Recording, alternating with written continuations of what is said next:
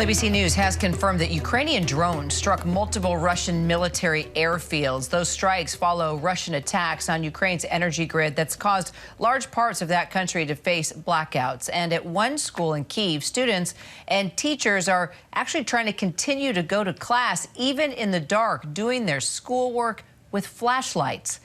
Meanwhile, the West has caused quite a shakeup in the oil market, with most Russian crude oil exports to Europe now banned in an effort to pile financial pressure on President Vladimir Putin amid this war. And it's from the Ukrainian capital, Kyiv, that Inez de la Quatera joins us now, along with ABC News business correspondent Alexis Christoforous. Inez, let's start with you. You've been doing much of your reporting basically in the pitch black. Major power outages throughout Ukraine. We can see behind you still. Is there any end to this, you believe? And how are Ukrainians continuing just to remain so resilient? Hey, Carrie. I mean, if today is any indication, the short answer is no. Massive news strikes across Ukraine today. Air raid sirens blaring across the country in every single region except for Russian-occupied Crimea. We're still trying to piece together exactly what happened, but here is what we do know. At least 70 missiles fired at Ukraine, the vast majority of them taken down by Ukraine's air defense system. In the Zaporizhia region, 2 people were killed and at least 3 people injured, including a toddler. Here in the Kyiv region, loud explosions were heard. Again, we understand that to be the result of Ukraine's air defense system working, but we understand that 40% of the Kyiv region is now without power. We are outside of a power plant here that was struck by at least 1 missile. This power plant now completely shut down, and it was responsible for 57% of electricity here in the region. So you can imagine the repercussions that that is going to have. And that's the case, across the country. So Odessa reporting they now no longer have power now, and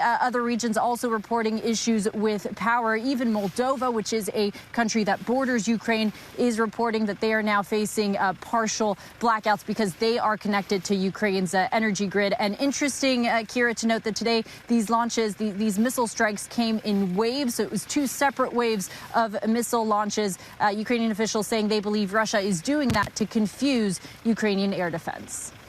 I'll tell you what, it's incredible just to see those kids still in those classrooms by flashlight trying to move forward. Inez, Ukrainian officials apparently have now confirmed these reports by Russian media sites that they are responsible for the explosions at 2 military air bases deep inside Russia. There's this video that's circulating online showing that blast. What more can you tell us about this as we look at the video?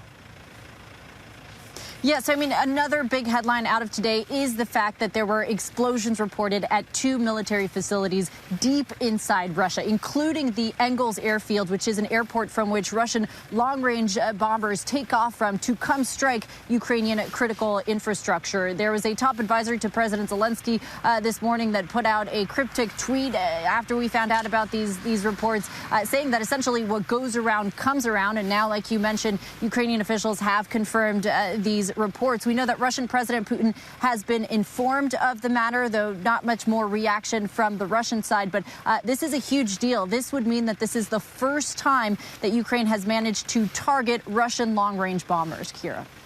So, Alexis, this is now a political oil divide because of the war. We've talked about this a lot. Most Russian crude oil exports to Europe are now banned, marking the boldest effort yet by the West to just pile financial pressure on Putin. But will this actually accomplish anything? I mean, you track this. Right, that is the question. And, in addition to that ban on Russian oil in Europe, there is now a price cap on Russian oil of $60 a barrel being imposed by the EU, G7, and Australia. What they're trying to do is limit the amount of profit that Moscow can make off of its oil revenue to make it more difficult for the Kremlin to finance its war in Ukraine.